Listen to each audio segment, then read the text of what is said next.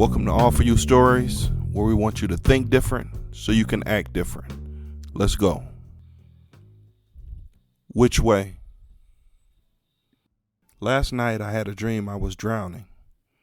I'm not sure if I were in a pool or an ocean or even a tub, but I couldn't breathe. Water filled my nose, flooded my eyes, and had me completely covered. I tried to rise out of it, but I couldn't. People began to appear above me. I screamed for them to help, but they just looked at me and whispered. It made me scream louder, but nothing changed. No one helped until I recognized a face in the crowd. The face was my own. I yelled and I listened, while others continued to point and stare. I knelt down and reached my hand into the water. I grabbed it, and then I woke up.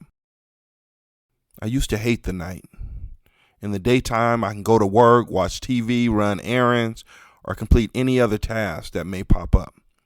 I have people to talk to and distract me from whatever worries me. But the night is different. At night, it's just me, and I lay down to sleep alone with nowhere to go and nowhere to hide. Sleeping doesn't start off too bad. I settle into the blankets, find the perfect spot on my pillow, and try my best to clear my mind of all my worries. I drift off to sleep, and my thoughts go wherever thoughts go when you're asleep. But most nights, my sleep does not last, and my eyes open. This is when the enemy comes. He comes to attack my mind with fears and thoughts of my past. The past is the worst. I've grown used to the fear. I'm afraid of so much I do not fear anymore. But my past is a powerful tool for the enemy, bringing up memories of what I've done and what I've not done, things like not finishing school and my time in jail for a crime I definitely did commit. He reminds me of when I loved money more than anything else, including myself. He brings up the father I always wanted but never had, and the thoughts of why and why not that comes with an absent parent. He reminds me of things I could have done and should have done. And he comes up with different ways to show me how my past will cancel out my future.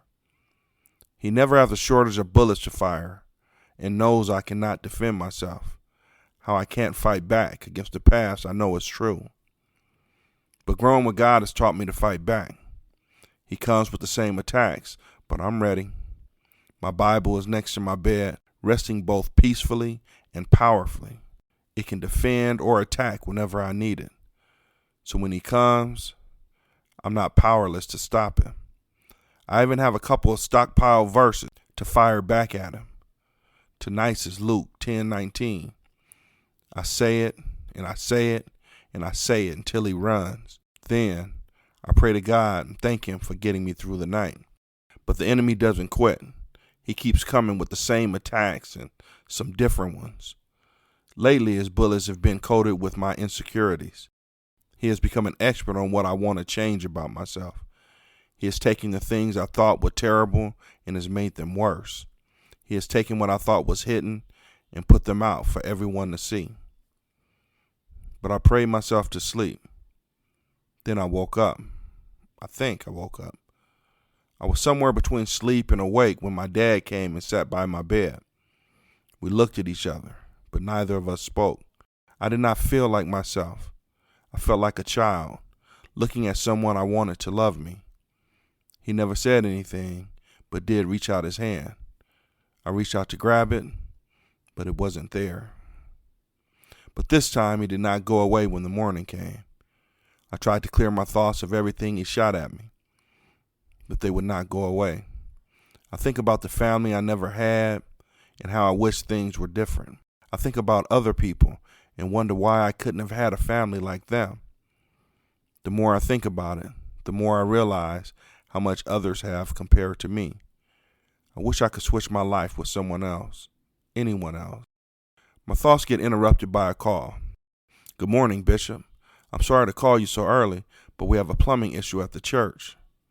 How bad is it? It's pretty bad. We caught it before it got out of the kitchen, but the kitchen got soaked. We turned off the water and are draining it, but it won't be usable for a couple of hours. Okay, We'll get a plumber to come out after second service. When I got to the church, people gathered outside talking. I went into the kitchen and saw Deacon Smalls and Alonzo on all fours, surrounded by towels and buckets. On the other side of the room were Latoya and a friend doing the same thing. They squeezed out towels, put them back down, and gradually soaked up the water. I stood in the doorway and looked to my left. 7 men were standing and talking to each other. The conversations had to be pretty entertaining because 3 of them laughed loud enough to make the others laugh with them. I briefly wondered what they discussed, but instead found myself getting upset. How did they have time to laugh when there's work that needs to be done? The more they laughed, the more upset I got. I started to say something, but changed my mind when I looked to my right. There I saw 2 men and 2 women with drenched knees, soaking up water and wringing soaked towels in buckets. I knew I could either think about the people to my left or the people to my right. As I took off my shoes and folded up the bottom of my pants, I thought of the night. It really wasn't a lot different from what I dealt with now because I had a choice to make. I could either believe what the devil says or what God says. I could either look to my left or to my right.